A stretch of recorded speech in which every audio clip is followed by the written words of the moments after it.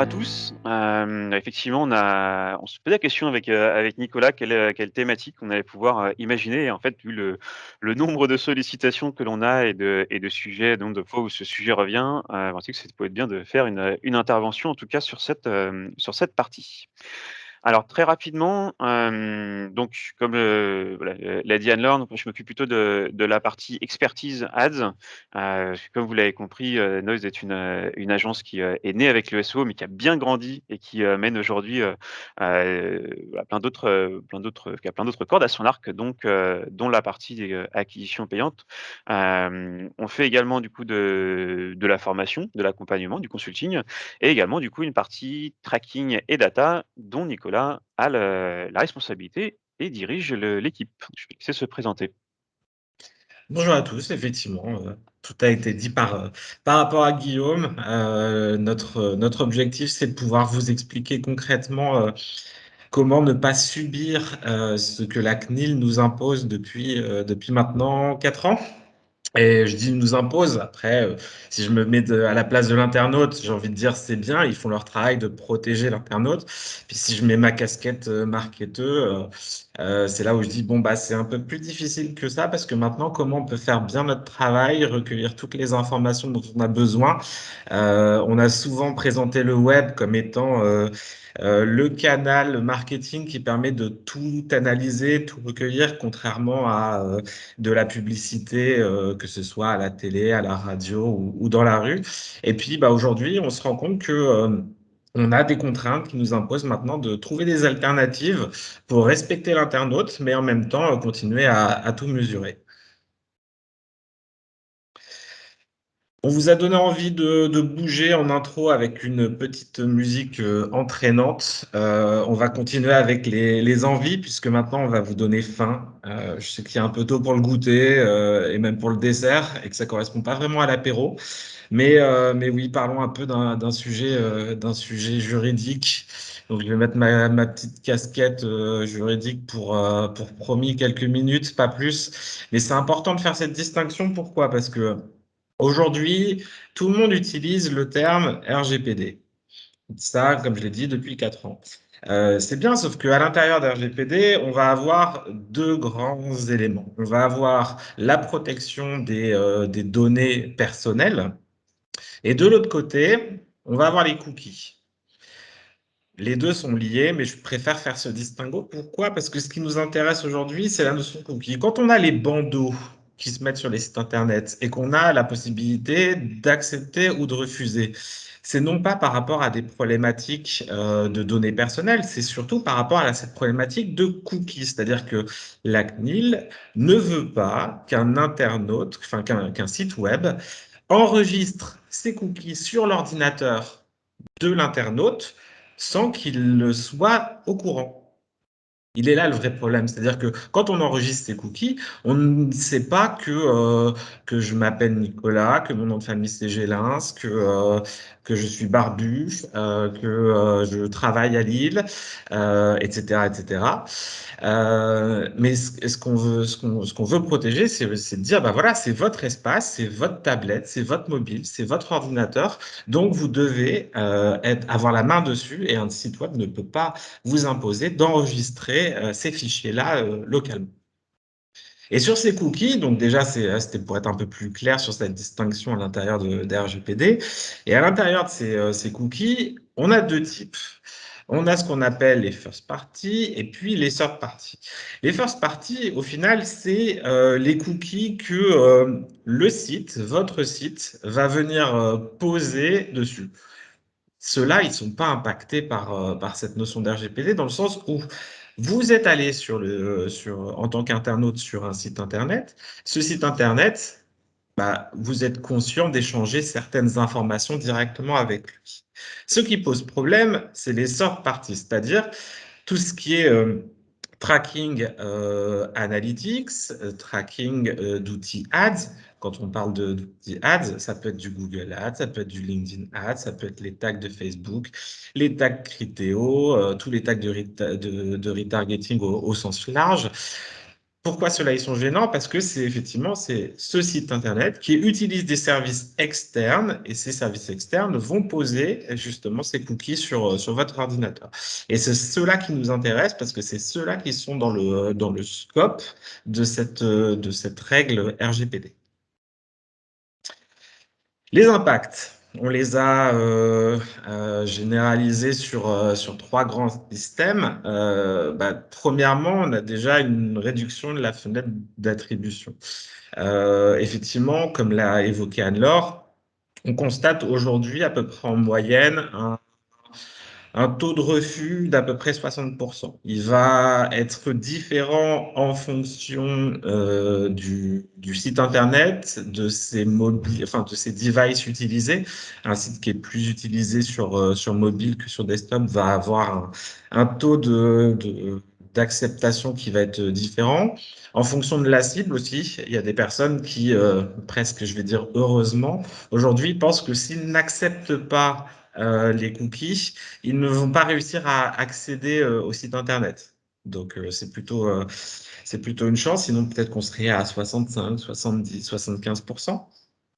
Mais ça n'empêche que, imaginez là, on est sur un trafic qui est ridicule par rapport à ce qu'on avait avant comme data. Donc c'est très difficile de pouvoir bien mesurer, par exemple, son taux de conversion, son ROI, etc.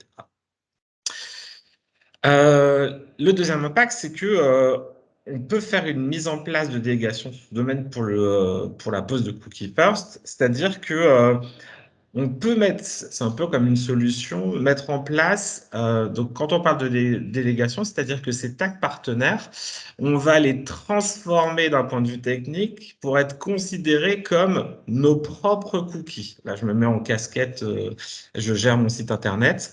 Donc, c'est une possibilité. Ça a des impacts techniques, ça a des impacts de sécurité, donc c'est pas évident à mettre en place, mais c'est une des solutions qui est possible. Et surtout derrière, au niveau de toutes les datas qu'on va remonter, on va devoir redéfinir plein de modèles. Imaginez quand on est sur des modèles comme des outils de retargeting, que ce soit Criteo ou autre, ces modèles-là sont basés sur la navigation, le nombre de pages, le temps parcouru. Et si on n'a pas ces informations ou si on les a que sur 40% du trafic, et ben derrière, c'est quand même impactant parce qu'on ne va pas pouvoir faire du retargeting comme on le veut. Hop. Le but, c'est pas de dresser un constat juridique ou une certaine fatalité, pardon. Derrière, on vous a listé une grande partie des CMP, donc des Consent Management Platform, qui permettent de pouvoir travailler cette partie RGPD, donc de pouvoir gérer le consentement utilisateur. Ce qui est important, c'est que aujourd'hui, si on se fixe, par exemple, sur les outils de Web Analytics, il y en a certains qui ont été, ce qu'on pourrait dire, whitelistés par la CNIL. Ça veut dire qu'ils sont exemptés de consentement. On n'est pas obligé de les rentrer dans nos CMP et donc on peut recueillir tout le trafic si on passe par ces solutions qui ont été whitelistées par la CNIL et donc on n'a aucune perte de données à cet endroit-là. Mais comme aujourd'hui notre gros impact il est surtout sur les tags ads qui eux ne sont pas whitelistés et donc pas exemptés de consentement, on va se focaliser sur cette partie-là. Parce qu'on est là aussi pour vous donner des solutions. Comme on l'a dit, c'est vachement compliqué. C'est technique, c'est juridique. Il y a mon partenaire 1 qui me dit non, c'est bon, tous mes cookies ne sont pas posés, on respecte la loi. Le deuxième qui dit ah non, il se passe quelque chose. Le troisième qui dit encore autre chose. Et puis le juriste qui arrive et qui dit oh là là, c'est pas clair tout ça. En fait, allez voir, il y a un petit add-on qui a été lancé par la CNIL pour, juste en un clic, c'est gratuit, permettre de savoir si le site enregistre ou non des cookies sur votre appareil. Mettez-le, comme ça, vous ne prenez pas la tête avec les différentes parties qui sont avec vous. Vous utilisez cette partie-là et vous savez directement avec une liste s'il y a un, deux ou zéro cookies qui sont posés. Donc, je vous invite à l'utiliser parce que ça simplifie grandement le débat, ça permet d'avoir une bonne vision pour la suite. Les solutions. Et oui, il y en a. Et mon but, c'est de faire le relais à Guillaume avec cette partie-là, parce qu'il va vous détailler plein de possibilités sur ces solutions. Comme je l'ai dit, c'est d'utiliser déjà des solutions de tracking sans cookies. Je vais faire un petit focus particulier sur Google Analytics, parce qu'on entend beaucoup d'erreurs, beaucoup d'imprécisions sur cette partie-là. Aujourd'hui, la version telle qu'on la connaît de Google Analytics sur sa version universelle, elle n'est pas exemptée de consentement. C'est-à-dire qu'elle doit rentrer dans cette fenêtre de demande d'acceptation de cookies. On n'a pas le droit, par défaut, d'imposer la pose du cookie Analytics sur cette partie-là. Il faut utiliser des solutions qui sont, comme je l'ai dit, whitelistées par la CNIL. Et derrière, c'est, on va dire, là, un peu le point d'interrogation qu'on a depuis quelques mois, c'est que Google a développé un nouveau tag pour remonter les données d'audience, justement, qui s'appelle GA4, que vous avez certainement entendu parler. Aujourd'hui, GA4 n'est pas non plus whitelisté par la CNIL. Néanmoins, Google, il y a quelques mois, a fait un dossier auprès de la CNIL pour se faire whitelister sur la base du fait que cette solution de tracking n'utilise aucun cookie. Donc, j'ai envie de dire, normalement, ça devrait être gagné, mais on ne sait jamais avec la CNIL. Ça peut être whitelisté demain, dans un mois, dans 2 mois, dans 6 mois, dans un an. Donc, pour l'instant, on attend, mais voilà, c'était important de faire cette petite précision sur l'outil de mesure d'audience qui est quand même la plus utilisée sur le marché. Mettre en place Consent Mode. Alors, Consent Mode, c'est une petite alternative que Google a lancée au premier semestre 2021, qui nous permet de mesurer les conversions de Google Ads, exclusivement de Google Ads, même quand la personne a refusé la pose de cookies. On y reviendra un petit peu plus tard avec Guillaume.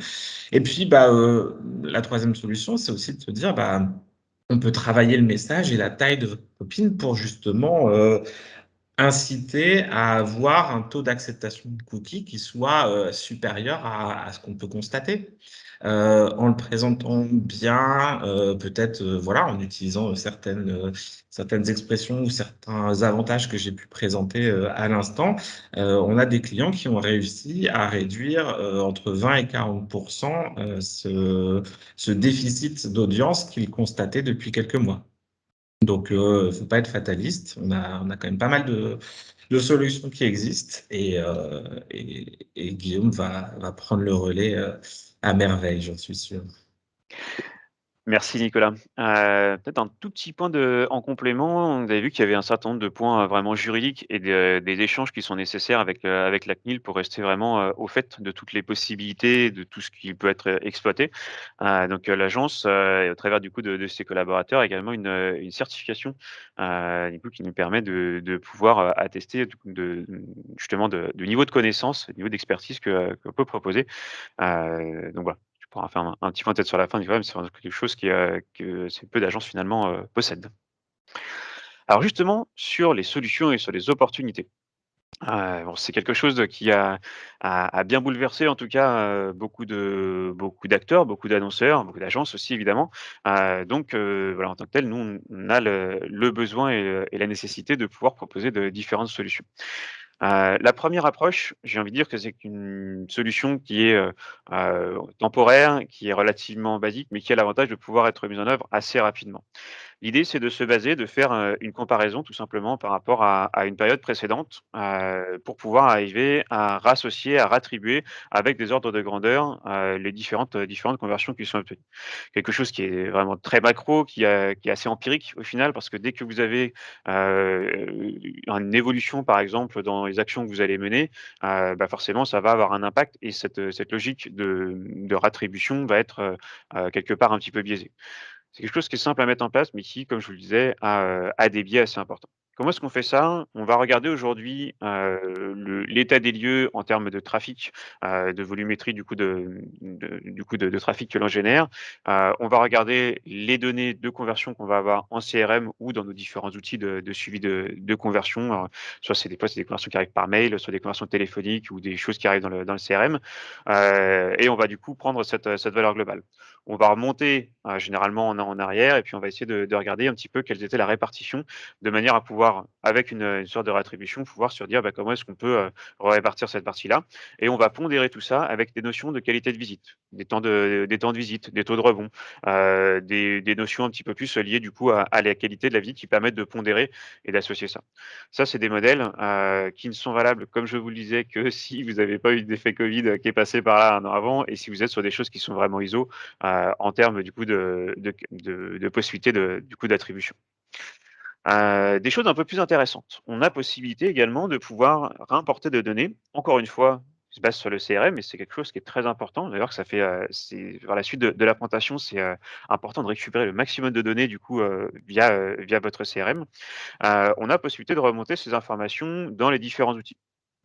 Par exemple, dans Google Analytics, on a 2 possibilités, soit de pouvoir utiliser, une API qui s'appelle du coup l'API d'Analytics Management, ou également d'importer les données. On va sortir les données du CRM via un export, de fichiers Excel ou CSV. On va avoir possibilité du coup de les réimporter également dans Analytics. Ça, c'est quelque chose qui peut être intéressant parce qu'on peut, on peut remonter des conversions qui sont des conversions online, mais on peut aussi, si vous êtes sur un business, une activité sur lequel vous avez des conversions offline qui sont également, traquées et mesurées, bah, vous allez aussi potentiellement pouvoir avoir une capacité de pouvoir aussi, arriver à remonter certaines données pour pouvoir compléter l'ensemble de la data. Cette logique d'import, elle va également se retrouver dans les outils Ads, donc au 1er lieu desquels du coup de Google Ads, sur lesquels on a encore une fois une API ou encore une fois la possibilité de remonter ces informations, et qui vont permettre de pouvoir arriver à combler un petit peu ce vide, que l'on va avoir sur certains comptes et sur, certaines typologies de conversion. Comment est-ce que ça fonctionne? On a besoin d'avoir une clé pour pouvoir, faire en sorte de pouvoir rassocier finalement la conversion qu'on a, remontée dans le CRM et puis la conversion qui a eu lieu sur l'outil. Alors sur Google Ads, cette clé, ça s'appelle le Gclead. C'est une variable qui est passée du coup lorsque, vous cliquez sur une annonce ads, vous avez cette variable-là qui va du coup s'intégrer dans l'URL et en travaillant sur la récupération de cette information au moment de la soumission du formulaire, on a capacité du coup à tirer le fil de la conversion et savoir, qu'est-ce qui est si le lead du coup a bien été associé à telle ou telle source. Cette technique-là, je déborde un petit peu sur le sujet vraiment du cookie, mais elle est aussi utilisée lorsque, par exemple, on est sur des sociétés, bah, comme nous, par exemple, qui généreront du lead, mais ce lead derrière, il va être, on va lui faire souvent un devis, une proposition et puis il va être validé ou non et il va avoir une certaine valeur en termes de chiffre d'affaires. Le fait de remonter les conversions peut aussi permettre de savoir parmi les leads qui ont été générés, combien ont été réellement convertis, et également quelle était la valeur de conversion qui a été associée au global, du coup à l'ensemble des conversions réalisées sur ces canaux et ça permet de pouvoir, beaucoup plus réfléchir en termes de ROI, en termes de rentabilité par rapport à ces campagnes et puis de les piloter aussi, un petit peu plus finement. Par exemple, on va peut-être un peu moins donner de priorité à une campagne qui a généré beaucoup de leads, mais qui n'a réellement pas forcément amené de devis derrière, versus une qui a généré peut-être que 3 conversions, 3 leads, mais qui derrière ont tous été convertis avec des paniers moyens intéressants. Donc ce que je veux dire, c'est qu'on a aussi des opportunités de se dire, on a besoin de remonter également de la donnée complémentaire, bah, pourquoi pas en profiter pour pouvoir essayer d'aller chercher, encore plus de données et d'aller encore plus affiner du coup, les campagnes, en fonction de ça. Sur la partie Facebook Ads, on a également la même démarche, avec du coup donc 2 possibilités, soit le pixel, que voilà l'équivalent des scripts habituels, soit également une API, donc l'API conversion, qui a la même démarche. On va pouvoir pousser des informations via cette API, pour pouvoir arriver à remonter des données, du coup au sein de Facebook par rapport à vos données CRM. La complexité de ces éléments-là, c'est qu'ils sont très bien, mais généralement, ils vont nécessiter des phases de développement ou en tout cas des temps d'évolution technique, pour pouvoir être mis en place. Ça a des effets vertueux, mais derrière, c'est pas des projets qui sont, en tout cas légers ou qui vont être faits, qui peuvent être faits, très rapidement.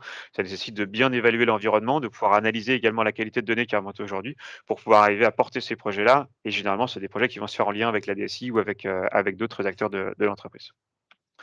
Donc ça, c'est des solutions en tout cas un petit peu à court terme et puis à moyen terme, du coup, on a des perspectives qui commencent à s'ouvrir parce que tout le monde cherche des solutions et a besoin du coup d'avancer là-dessus. Donc je vais juste m'attarder sur un petit point un peu plus technique, mais qui est important pour bien comprendre, le consent mode que Nicolas a commencé à évoquer tout à l'heure. C'est la notion du coup de stockage d'informations. On avait aujourd'hui, enfin jusque-là, très, très forte prépondérance du cookie parce que c'est quelque chose qui est facile à poser. Un petit fichier texte qui est déposé sur le navigateur, on y met les informations que l'on souhaite, et derrière ça permet du coup de pouvoir récupérer ces informations tout au long du coup de la vie de l'internaute, quels que soient du coup les sites sur lesquels il va naviguer. Si on retrouve le cookie qu'on cherche, du coup on a possibilité de pouvoir, interagir avec celui-ci, créer des audiences notamment, et pouvoir s'en servir à des fins publicitaires. Là, on doit passer dans une autre dimension. Donc on a 2 autres manières de passer de l'information, lorsqu'on a un internaute qui navigue sur un site. Soit on va le passer côté serveur, donc on va parler de sessions de navigation. On passe des informations au fur et à mesure des pages que l'internaute va visiter, via des données qui sont côté serveur et qui vont finalement transiter, sur le serveur. Malheureusement, une fois que l'internaute finit sa session, ces informations-là sont perdues et donc, du coup, on va pas les retrouver par la suite. L'autre possibilité, qui est une alternative vraiment à cette notion de cookie, c'est ce qu'on va appeler, le stockage sur le navigateur. Donc c'est au sein même du navigateur qu'on va avoir possibilité de garder certaines informations en mémoire, donc pas sous forme de fichiers, mais sous forme du coup de données, de variables qui vont être stockées et donc on va avoir 2 types de variables. Les variables qui vont être en local storage, les variables qui vont être en session storage. Comme son nom l'indique, le session storage va rester actif finalement le temps de la session de l'internaute, donc dès qu'il va coupé, vu qu'il va finir sa navigation, qu'il va revenir peut-être quelques jours après sur le site, ces informations-là, on ne pourra pas les retrouver et on a du coup le local storage qui va s'appuyer plutôt sur le stockage au niveau du navigateur en tant que tel. Donc c'est cette solution-là forcément qui va être priorisée sur les solutions qui émergent. Quelques limites par rapport au local storage, mais qui sont finalement assez proches de celles du cookie et assez peu bloquantes au final. Le premier point, c'est que c'est stocké au niveau du navigateur. Je suis sur ma version, de Firefox, voilà, je vais sur un site, je vais sur ma version de Chrome avec un autre site, enfin je vais sur le même site pardon et je vais pas retrouver les mêmes informations. Je suis sur 2 navigateurs différents, les informations vont être cloisonnées entre ces 2 navigateurs. Ça c'est quelque chose qui est assez courant. Deuxième point, les données ne sont pas cryptées. Voilà, il y a des solutions palliatives qui permettent de pouvoir, apporter un niveau de sécurité supplémentaire, mais l'information reste quand même visible et accessible en tout cas, du coup voilà, par rapport au navigateur. On est limité à 5 mégas. Encore une fois, il y a une marge qui est relativement, correcte, en tout cas en termes de capacité. Et le dernier point qui est peut-être le plus bloquant par contre, c'est que ça fonctionne uniquement avec des navigateurs récents. Donc les dernières versions de navigateurs, qui vont avoir au moins 1 an et demi, en tout cas d'existence. Donc ça reste quand même la plupart des navigateurs qui se mettent à jour automatiquement, mais sur certaines organisations qui vont utiliser, par exemple, des applicatifs, qui vont rester bloqués sur des vieilles versions d'Internet Explorer. Je ne sais pas s'il y en a encore, sur Internet Explorer ne doit plus exister. Mais bref, on a en tout cas toujours quelques organisations professionnelles qui vont être un petit peu impactées par rapport à ça. Tout ça pour dire que cette solution-là va être moins universelle que le cookie, mais et du coup va impliquer qu'on va pas forcément monter toutes les données. Mais globalement, ça va être un petit peu la seule limite. Donc, finalement, qu'est-ce qu'on a comme solution? On a ce consent mode que Nicolas a introduit tout à l'heure, qui s'appuie sur le local storage et qui permet du coup de pouvoir arriver à remonter des informations, sur la partie du coup Google Ads. C'est un outil qui va être, exploité par Google et notamment sur la partie ads, et qui va permettre de pouvoir remonter une partie en tout cas des conversions qui étaient, initialement traquées par les cookies. Je vais le décrire juste après. Un point important, donc Nicolas pourra rebondir aussi également dessus si nécessaire, mais il y a les constat de qui existe également sur la partie analytique. Celui-ci est visiblement moins fonctionnel ou en tout cas n'a pas en tout cas fait ses preuves, donc aujourd'hui, c'est pas quelque chose qu'on va forcément, utiliser. Donc le consent mode, en fait, ce qu'il va faire, c'est qu'il va utiliser du coup des pings plutôt que des cookies ou des envois d'informations, pour pouvoir arriver à identifier qu'il se passe quelque chose, mais il ne va pas remonter d'informations, ayant trait à l'internaute. Alors Nicolas est barbu, voilà, le consent mode ne va pas être en capacité de savoir. Par contre, il sait qu'il y a un internaute qui est sur le navigateur de Nicolas et qui a fait une action. Qu'est-ce que ça induit? C'est qu'en fait, on a, 2 schémas, de manière assez classique. Les utilisateurs qui vont accepter, qui vont marquer leur consentement et dans ce cas-là, eux, ils vont toujours avoir le cookie qui va être posé, et donc on va pouvoir arriver à suivre leurs interactions, à créer des audiences, à suivre ce qui se passe du coup par rapport à ces internautes-là. Et puis on va avoir ceux qui ne vont pas du coup accepter, ce consentement et donc automatiquement, certaines informations vont être stockées, dans le local storage comme je l'indiquais pour pouvoir arriver à remonter certaines conversions. Ces conversions-là, aujourd'hui, ne sont plutôt des choses qui vont être modélisées et donc qui ne vont pas forcément être exhaustives. On a un petit schéma donc qui est présent sur le site de Google qui explique ça, qui parle de la logique que si on a 1000 clics, on va partir d'un schéma assez basique, 50-50, on va avoir 500 qui vont marquer leur consentement. Il y a 50 conversions qui sont générées avec un taux de conversion de 10.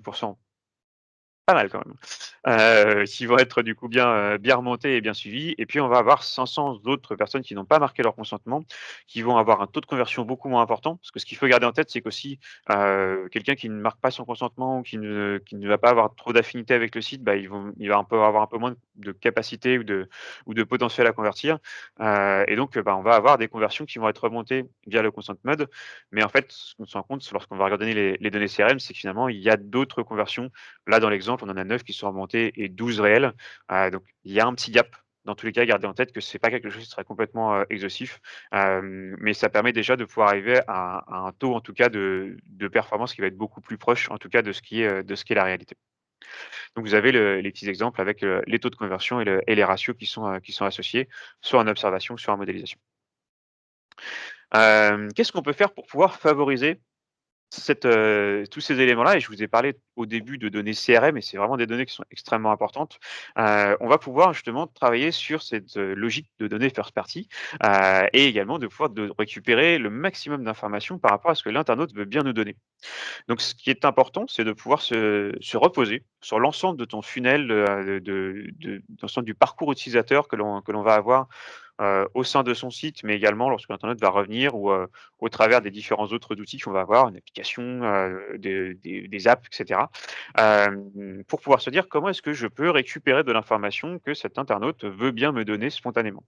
Ça passe par, des pop-ins, ça passe par, des étapes de formulaire. On va essayer de récupérer un peu plus d'informations pour enrichir la donnée.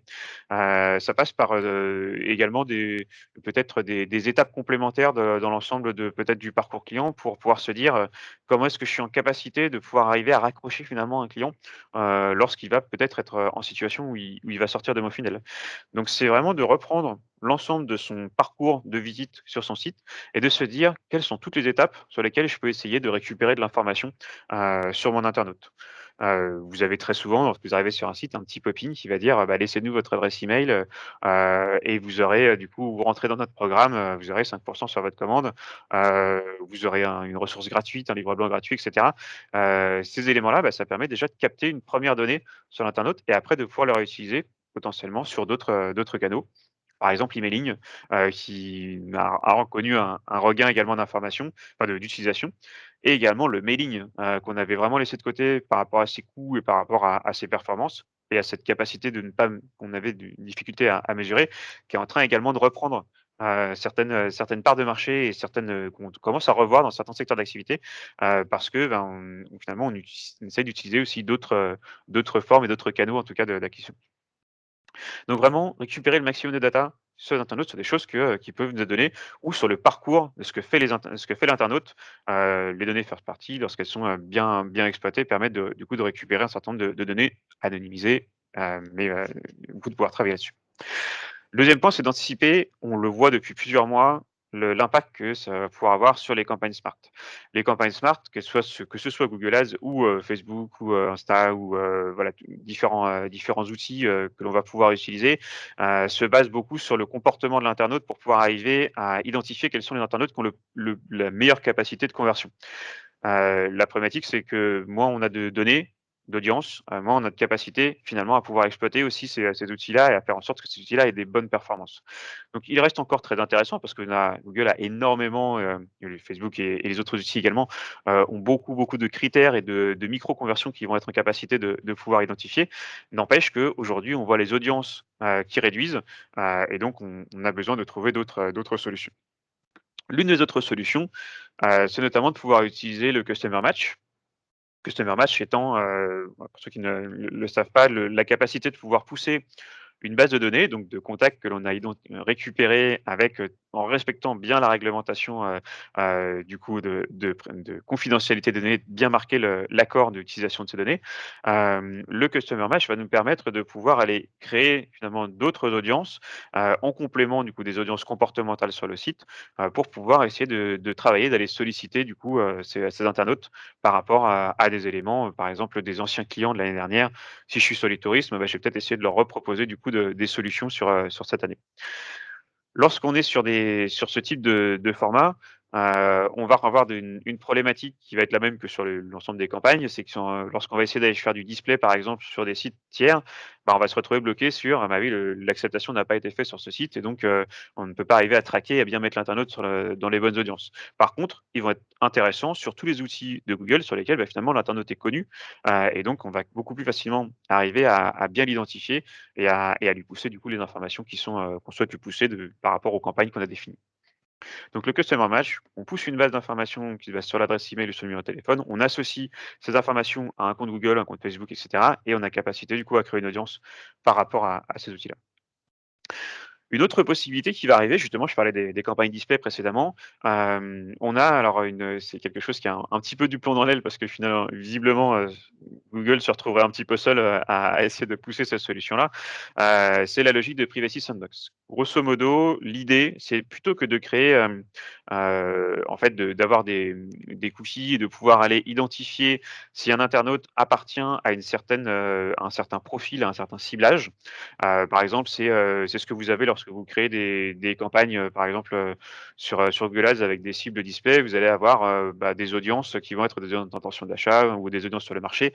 Ça, c'est des choses qui me permettent de dire: «Bah, j'ai envie de cibler un internaute qui est, fan de voitures de course, qui a tel ou tel âge» et cetera. Ces informations-là, finalement, elles vont être de moins en moins accessibles. Comme je vous disais, les audiences se réduisent et donc l'idée, c'est de trouver des solutions tierces. Et donc la Privacy Sandbox, en fait, se base sur la même logique que le case storage qu'on a vu précédemment, et qui consiste, en fait, à créer des cohortes, c'est-à-dire des ensembles d'au moins 1000 personnes pour qu'il y ait une logique d'anonymisation, et de pouvoir créer une cohorte de, mon passionné d'automobile, qui, va avoir une tranche d'âge spécifique. À partir du moment où l'internaute est identifié comme rentrant dans cette cohorte, il va y avoir du coup une identification au niveau du navigateur qui va être faite et les outils publicitaires vont pouvoir se baser sur ces cohortes pour pouvoir pousser les informations, publicitaires, en complément. C'est des choses qui, d'un point de vue annonceur ou même d'un point de vue agence, vont être relativement, obscures. C'est-à-dire qu'on va pas forcément, pouvoir se dire: «Bah, on va utiliser la sandbox ou on va utiliser les cookies». Non, c'est les outils publicitaires qui vont aller s'appuyer sur l'une ou l'autre des solutions. La problématique, c'est que ça donne beaucoup de poids au navigateur. Comme je vous disais tout à l'heure, il y a des informations aussi qui vont être, bah, finalement, pas cryptées. Donc, ça veut dire qu'on a beaucoup d'informations qui vont être, encore une fois stockées dans les navigateurs. Hem Et qui vont beaucoup lier le navigateur finalement à la logique, publicitaire. Et donc voilà, on a des navigateurs qui ne souhaitent pas aller dans ce sens-là. Ce qui fait que sur ce projet qui au départ essayait d'avoir l'adhésion d'un petit peu tout le monde, bah, aujourd'hui on se retrouve avec, l'ensemble des navigateurs qui au fur et à mesure se sont retirés de ce projet-là avec, voilà, avec des petites touches, justement parfois des petits pics, auprès de Google. Donc voilà, il y a toujours cette idée de monter ce projet de Privacy Sandbox. Maintenant à voir comment est-ce qu'il va, poursuivre dans les prochains mois. Chrome étant un des navigateurs les plus utilisés, on peut dire que ce sera quand même une solution, alternative intéressante. Une autre possibilité, c'est d'utiliser des solutions qui se basent sur le ciblage contextuel. Google en propose une avec, sa partie display. On va pouvoir choisir des thématiques ou des mots-clés. Il va aller proposer les publicités, sur les pages qui vont se baser sur ces thématiques-là.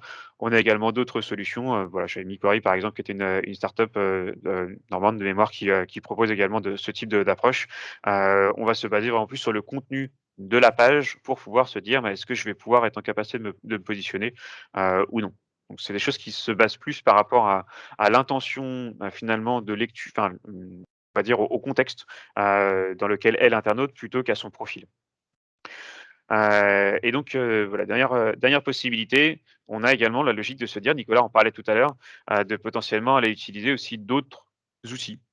Pourquoi pas, alors là, c'est plus sur un volet un peu plus analytics, mais qui pourrait être whitelisté et qui pourrait permettre du coup de pouvoir avoir une visibilité, sur l'attribution et sur la mesure des conversions qui pourrait être un petit peu plus fine et un peu plus intéressante. Donc tout ça pour dire qu'aujourd'hui, il y a des solutions. Rien n'est parfait parce qu'on n'arrivera pas, en tout cas avec les solutions qui sont proposées, à revenir à 100 en tout cas de la data telle qu'on pouvait l'avoir précédemment, dans si on veut vraiment rester dans ce cadre de l'RGPD, c'est des choses qu'évidemment on recommande. Maintenant il y a des choses en tout cas qui peuvent être mises en complément, nécessitent souvent des éléments, des points techniques pour pouvoir être bien déployés, et qui permettent du coup de pouvoir, récupérer certaines informations.